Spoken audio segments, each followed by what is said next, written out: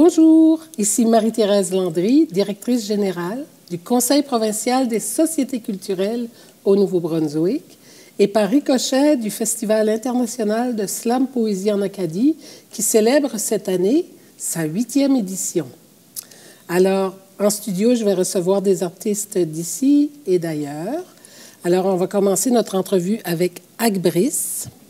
Bonjour, Marie-Thérèse. Comment vas-tu, Ac? Ça fait plaisir d'être là, une autre édition. Oui. Oui. Alors ici, notre émission se déroule au quartier général du festival, qui est situé à Place de la cathédrale de Notre-Dame de l'Assomption de Moncton, qui est un monument acadien, si on peut dire. Alors, tu es là depuis peu comme coordonnateur. Alors, qu'est-ce qui se passe? Qu'est-ce que ça ajoute à ta vie? En tant que slammer, déjà, j'aurais aimé partager cette passion-là avec les autres membres de la place de la cathédrale. Et en tant que gestionnaire de la place de la cathédrale, j'aurais aimé que tout se passe bien. Pour tout le monde. Oui. Je pense que l'histoire, depuis qu'on est ici, depuis 2017, l'histoire nous a appris qu'un groupe de 50 invités qui arrivent dans un lieu qui est, par définition, un centre communautaire. Oui. Ça revitalise. Alors, ce qu'on peut espérer de mieux, c'est que ça se passe dans l'harmonie. Dans l'harmonie, absolument. C'est sur ça qu'on a travaillé beaucoup. Alors, bienvenue à Place de la Cathédrale comme nouveau gestionnaire. Merci. Puis, en fait, là, je vais t'amener sur une autre dimension de ton travail qui est réalisateur, mais aussi slammer. Donc, tu es quelqu'un qui est près de l'écriture. Absolument, oui. En fait, ce que je fais de base, c'est que j'écris le slam et j'essaie d'intégrer le slam dans tout ce que je réalise, comme mon documentaire que j'ai réalisé, il y a du slam dedans. Il y a ce côté engagé que j'insère toujours. Dans un court-métrage que je suis en train de préparer tout de suite aussi, il y a du slam, parce qu'il y a vraiment ce côté engagé où mes personnages vont à la quête de quelque chose et ils vont le déclamer. Donc, je trouve ça intéressant de pouvoir réunir ces deux mondes-là, en fait. Et en fait, c'est des univers qui ne sont pas tellement... qui sont, par définition, très près. Mm-hmm. Parce que le slam, d'une certaine façon, peut documenter, ou de la même façon, par exemple, que la réalisation le fait. Mm-hmm. Puis, c'est l'univers poétique aussi qui, je pense que dans ce que tu proposes comme réalisateur, comme beaucoup de réalisateurs vont le faire, il y a toujours un élément poétique, la poésie de l'image que j'appelle, qui nous permet justement c'est ce qui va frapper notre imaginaire puis retenir notre attention. Alors, je suis contente Je suis contente que tu partages cette passion-là avec nous, premièrement, puis qu'à travers tes multiples facettes artistiques, tu nous rejoignes au collectif de Slam Acadie, parce que si on a du succès ou si on cherche le succès avec le Festival international de slam poésie en Acadie, c'est parce qu'on peut s'appuyer sur des gens de la collectivité ici qui sont dédiés à cette forme d'art-là. Absolument. Puis comme nous sommes en situation minoritaire au niveau langagier, donc on est dans un pays où on fait la promotion des langues officielles, l'anglais et le français. Alors nous, comme francophones et francophiles, on est content de pouvoir justement s'exprimer pratiquer notre art dans notre langue maternelle. Ouais. Alors, parmi ces gens-là, il y a aussi Denis Surette qui va nous accompagner tout au long de l'émission. Puis, en fait, je pense qu'on est heureux d'entamer cette 8e édition. Puis, j'espère que d'ici la fin, ton discours sera le même, c'est-à-dire la recherche de l'harmonie. Avec Place de la Cathédrale, avec les gens qui nous rendent visite, qui viennent de partout, d'Égypte, de France, du Mali, du Niger, et j'en passe, du Sénégal même. En fait, beaucoup de pays sont réunis ici, ou représentants des pays, la plupart étant des champions nationaux. Oh, c'est fascinant, ça. J'ai hâte de les voir sur scène. Oui, on a même une ancienne championne de la Coupe du Monde. Clotilde de Brito, qui va arriver vers la fin. On la recevra en entrevue aussi. Absolument. Puis, en tout cas, on se souhaite une bonne continuation. Ouais. On veut voir beaucoup de spectacles, on veut voir beaucoup de slammers sur scène, n'est-ce pas? Oui, absolument. Oui. Ouais. Puis partout aussi à dynamiser la ville. Oui, ouais. J'ai hâte. Je suis très excitée. Merci, Hack, de ta présence. Merci, Marie-Thérèse. Ça me donne envie de faire le début de mon slam. Oui. Mais je le pitch comme ça. Vas-y, tu le sais de mémoire. De mémoire. On va dire comme en Europe, par cœur. Par cœur. C'est 8 ans déjà, ou 9 ans déjà, plus précisément, que j'ai déposé mes valises au pays des grands espaces et des petites maisons acadiennes. J'ai appris le chiac. C'est un mélange épicé d'un parler si savoureux. J'ai découvert le slam. C'est un art vibrant et percutant. Des mots qui claquent, des rimes qui dansent. À cette heure, le slam en Acadie, c'est une voix qui se lève, celle de personnes fières qui racontent leurs rêves, des histoires de joie, de peine et d'amour, des cris de cœur qui touchent en plein cœur. À cette heure, le slam en Acadie, c'est une voix qui se lève, celle de personnes fières qui racontent leurs rêves, comme la société, comme nous, comme toutes ces personnes qui se réunissent chaque jour pour pouvoir partager, pour pouvoir trouver l'harmonie. Slam. Oh.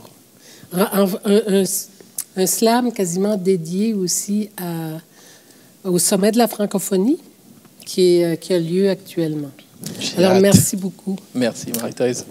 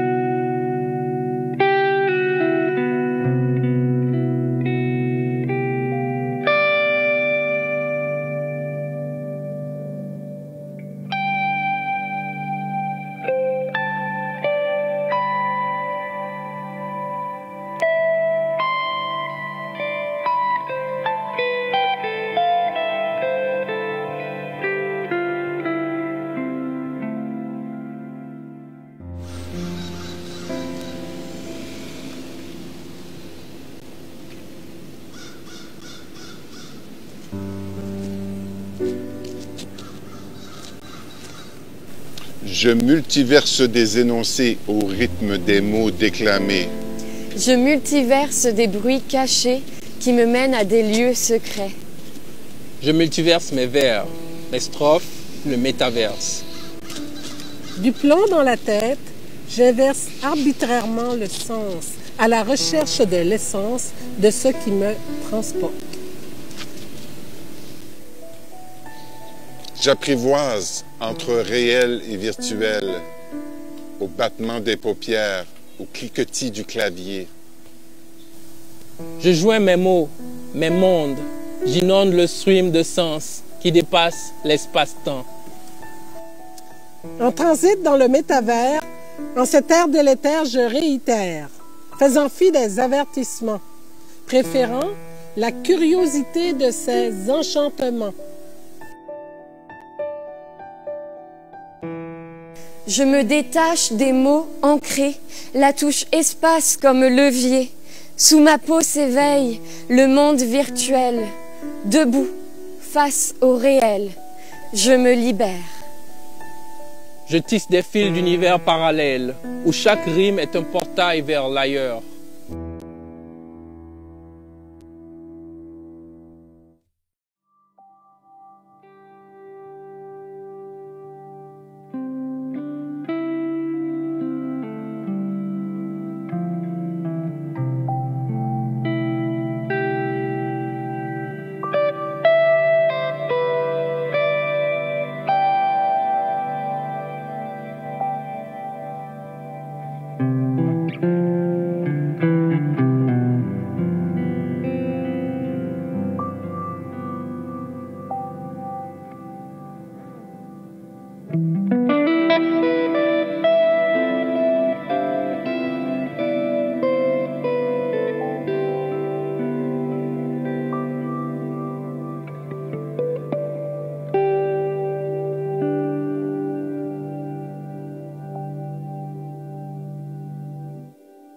plateau de l'émission Fils parle, cette fois-ci en compagnie de Mélanie Fréric-Sigli, qui vient toujours de rejoindre l'équipe Fils parle, ici à Place de la Cathédrale pour la durée du festival. Alors, premièrement, Mélanie, on est tellement fiers et heureuses de t'accueillir. En fait, tu nous arrives de Costa Rica. Oui. Alors, je suis française, mais effectivement, ça fait 6 ans que j'habite au Costa Rica. Et en fait, c'est moi qui suis fière et heureuse d'être ici avec vous.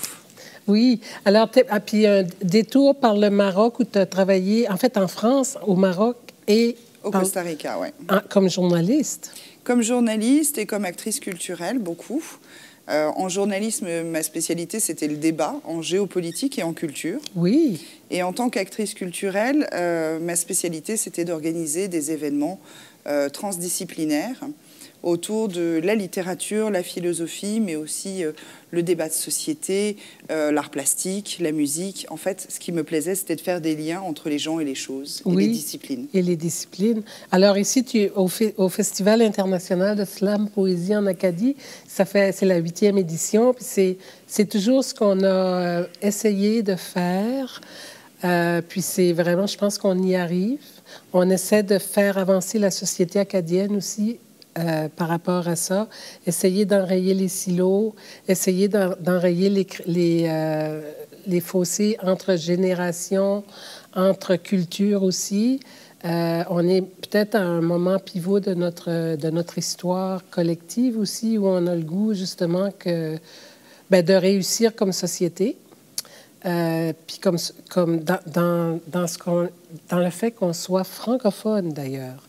Alors, justement, à ce propos, parlant de journalisme, tu sais, une de nos innovations cette année, c'est cette joute amicale... Des médias. Oui, puis qui est précédée, en fait, d'une journée de réflexion. Tu parlais de débat de société. Alors, on va inviter des gens d'ailleurs, mais des gens d'ici aussi à y participer. Puis, en fait, on va explorer l'univers du métavers. Et toi, je pense que c'est quelque chose auquel tu t'intéresses depuis très longtemps. Alors, le métavers, oui, pour plein de raisons. D'abord parce que c'est un terme qui est né chez un romancier qui s'appelle Neil Stephenson et qui est un romancier de science-fiction. Il a inventé le terme, et souvent la science-fiction précède la science en ce qui concerne la technologie. La robotique, c'était Asimov. Voilà, le métavers, c'est Neil Stephenson, dans un roman qui date du début des années 90, avant que la réalité virtuelle réellement n'existe. Et il a essayé d'imaginer ce que ça pourrait donner. Et ce qui m'amuse le plus, et ce qui, je trouve, fait le plus sens dans le cadre du festival, c'est que dans ce roman, pour aller dans un univers dystopique, il nous fait revenir dans le passé, à l'origine du langage, avant la tour de Babel, le langage fondamental, en fait, qui serait lui seulement opératif.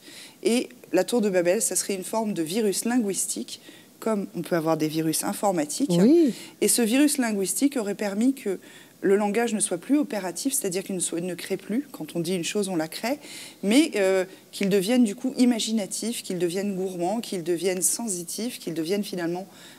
qui nous donne cette créativité.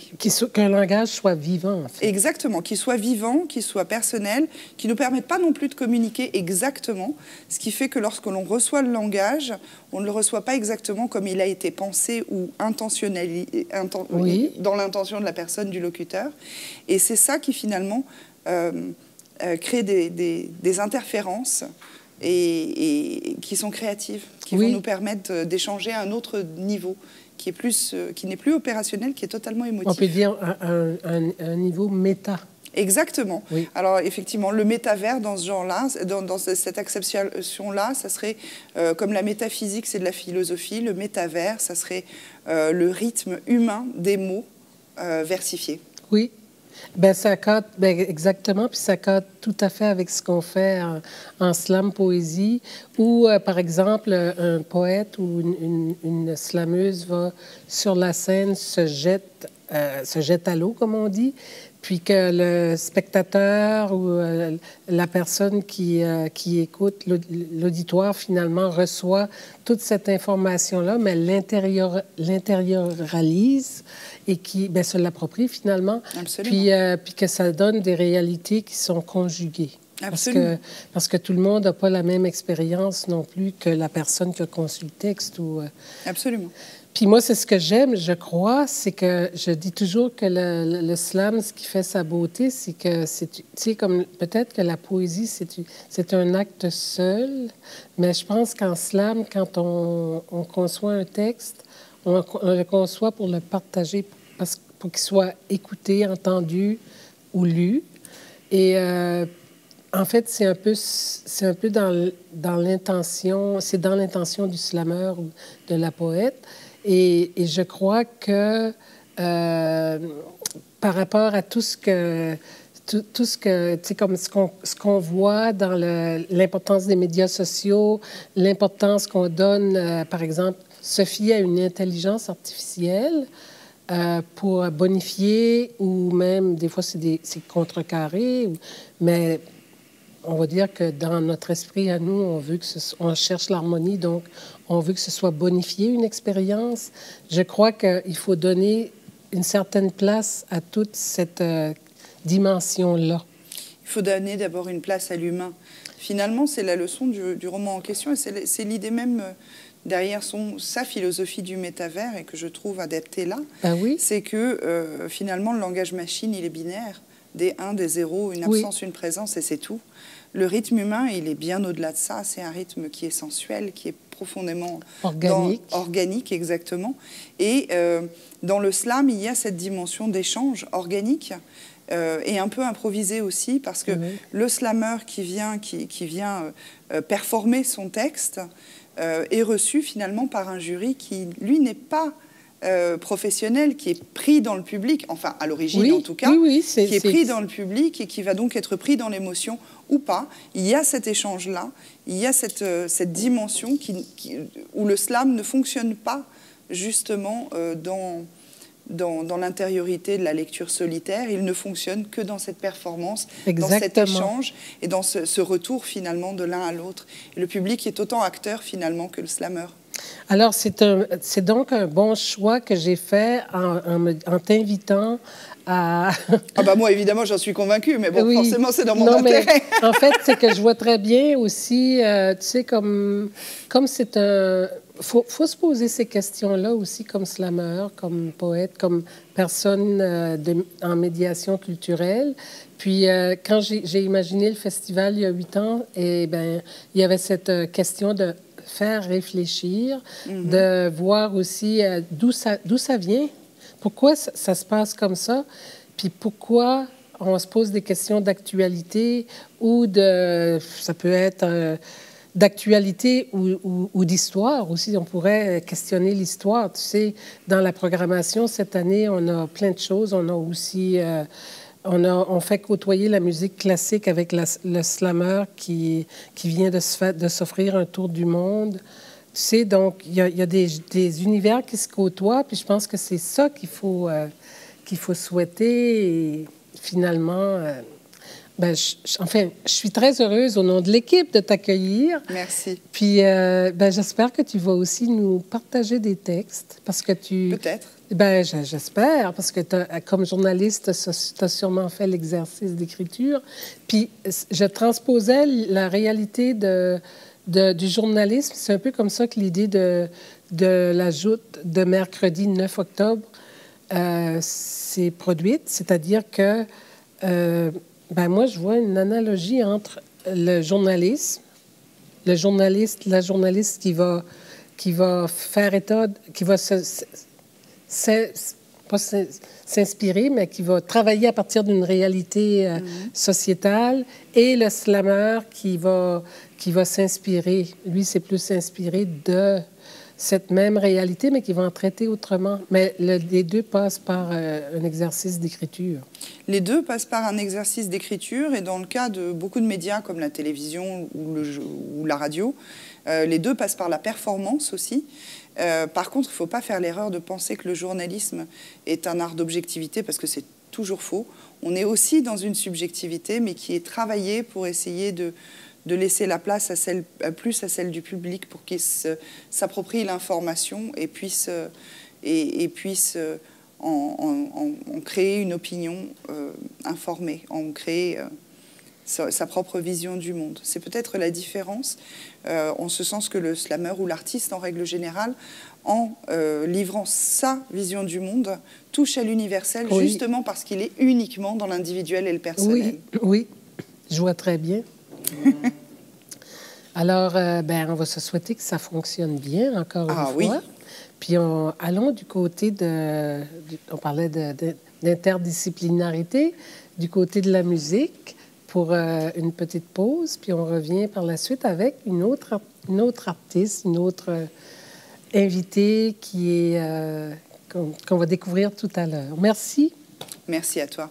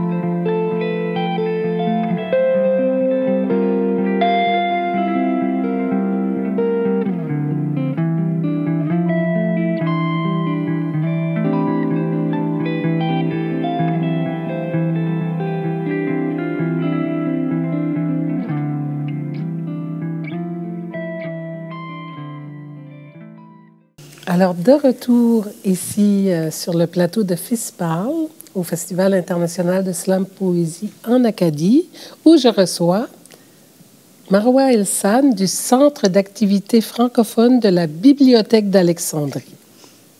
Bonjour Marwa. Bonjour Marie-Thérèse et merci pour l'invitation. Je suis vraiment ravie d'être à Moncton pour la deuxième fois. Ça me fait vraiment plaisir de revenir. Mais cette fois-ci pour le festival de slam. Oui. Alors, c'est ça. Nous, on s'est connus dans un contexte assez enlevant, dans le sens que, avec la caravane des 10 mots, et c'était en marge d'un sommet de la francophonie. À Madagascar. À Madagascar, en 2016. Ouais, puis déjà, on a amorcé des projets de coopération ensemble. Notamment une présence de ma part à la Bibliothèque d'Alexandrie en 2017, où j'ai aussi eu la chance d'aller en Jordanie, en Égypte et en Jordanie, puis retour en Égypte. Et créer les grosses têtes. Créer les grosses têtes, participer à un spectacle, théâtre, musique, art carnavalesque. Ensuite, donner des ateliers à des jeunes en Jordanie, revenir pour un festival de théâtre jeunesse au Caire. Alors, puis après ça, je t'ai invité à un forum sur l'immigration francophone, parce que ici, c'est une réalité. On est dans un pays bilingue, donc multiculturel. Donc, vous êtes confronté aussi à la Bibliothèque d'Alexandrie qui a son centre d'activité francophone où se côtoient toutes les cultures du monde, en fait, de la francophonie, mais d'ailleurs aussi, là, dans le monde. Ton travail consiste à quoi, en fait? Quand tu viens de citer le centre d'activité francophone, qu'on appelle le CAF, il est fondé à la Bibliothèque d'Alexandrie en 2013. Alors, c'est un centre qui a 11 ans.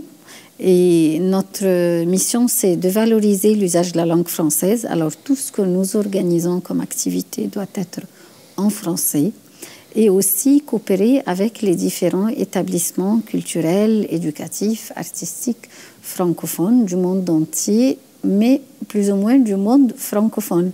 Alors, on est là pour servir les francophones, quel que soit leur âge. On travaille avec les écoles, les universités, les chercheurs, le grand public, les francophiles même, parce que parfois on organise des concerts de musique, de théâtre grand public. Mais notre intérêt aussi de réfléchir à des activités qui font parler les gens en français, comme le théâtre, la musique, l'art oratoire, le slam. Et en même temps, on organise des activités et des concours pour pousser à la production, puisque on est dans un environnement d'une bibliothèque. Alors j'avoue que c'est un peu difficile de faire bouger les collections avec tout ce qui est virtuel, électronique et monde virtuel. Et c'est pour ça, au CAF, on essaye d'encourager les francophones de participer à des activités et des concours en se basant sur les références de notre bibliothèque. Oui. Alors, où il y a quand même une part importante de documents qui sont virtuels, accessibles virtuellement, du moins? En fait, on a à la bibliothèque ce qu'on appelle les archives de l'Internet, qui étaient données par Bruce Telkel, qui donne une copie de toutes les pages de l'Internet depuis sa création jusqu'à nos jours. Alors, si quelqu'un cherche une page ou un article ou quelque chose qui était publié depuis des années, il peut venir à la bibliothèque d'Alexandrie et chercher dans les archives. Ça, c'est en plus des collections, bien sûr, en ligne, les bases de données, les journaux. Les outils de travail, en fait. Les outils de référence, les outils de travail. Ouais. Donc, c'est presque un film que tu es en train de me décrire là. Ah, oui. Alors, toi, tu as fait tes études doctorales sur le cinéma. Parle-moi un petit peu de ça. En fait, mon travail de recherche était basé sur une problématique professionnelle parce que quand j'étais nommée à la bibliothèque d'Alexandrie en 1999, on m'a envoyée à Lyon avec l'UNESCO parce qu'à cette époque, l'UNESCO soutenait le projet de la bibliothèque d'Alexandrie avec la formation de ses bibliothécaires. Alors j'ai eu de la chance de faire un diplôme professionnel à Lyon et j'ai choisi de faire mon stage à Beaubourg, à Pompidou, parce qu'il utilisait le même système audiovisuel qu'on allait utiliser plus tard à la bibliothèque d'Alexandrie. Et puis le directeur m'a demandé de monter la bibliothèque Art et Multimédia, dont je devais avoir tout ce qui parle d'Égypte, d'Alexandrie, dans le domaine des arts, du sport, alors tout ce qui est musique, ciné, théâtre, et le reste de tous les différents types d'art. Et comme vous le savez, l'Égypte, c'est le Moyen-Orient. Oui. C'est le Hollywood du Moyen-Orient. Alors, la première chose... On connaît plusieurs acteurs. Oui. Alors, où on connaissait, parce que j'oublie son nom, mais Omar Sharif. Omar Sharif, c'est quand même quelques années qu'il est décédé, mais puis aussi cette grande dame... Oumou Kalsoum, qui est la grande chanteuse. Oui, mais la comédienne, dont j'ai fait la grosse tête. Il y a Dalida, la chanteuse, Fatem Hamama. Oui. On a fait Fatem Hamama. Fatem Hamama.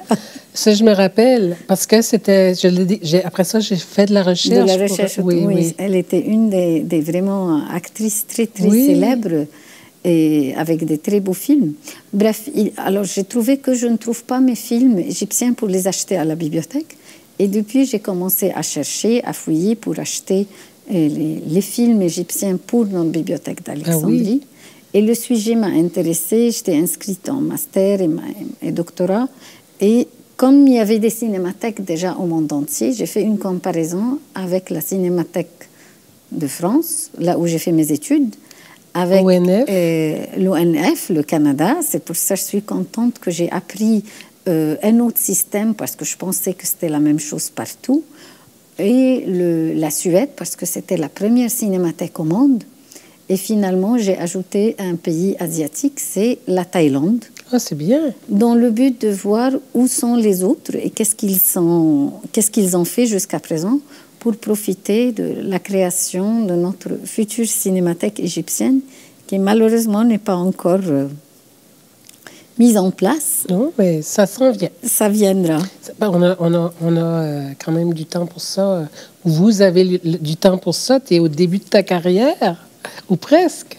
Alors, en fait, ce qui nous lie, donc, c'est la caravane des 10 mots. Ouais. Donc, ce qu'on va faire, tu vas avoir la chance de participer à ça toi aussi, c'est qu'au cours des émissions FISPARL qui vont suivre, on va découvrir ces 10 mots-là, puis tu seras là avec nous pour les apprécier.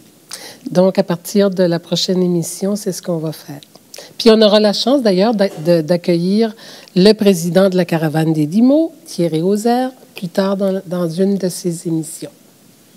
Alors, merci, Marois, de cette de ce court entretien, puis je te souhaite un bon festival. Merci. Merci à nos commanditaires qui sont le Conseil des arts du Canada, Patrimoine canadien, la SPASI, c'est-à-dire la stratégie de promotion des artistes acadiens sur la scène internationale. Et probablement qu'on aura l'occasion de continuer ces discussions, mais c'est très important, ce financement qui nous permet de bien vivre cet événement grandiose. Merci. Merci bien.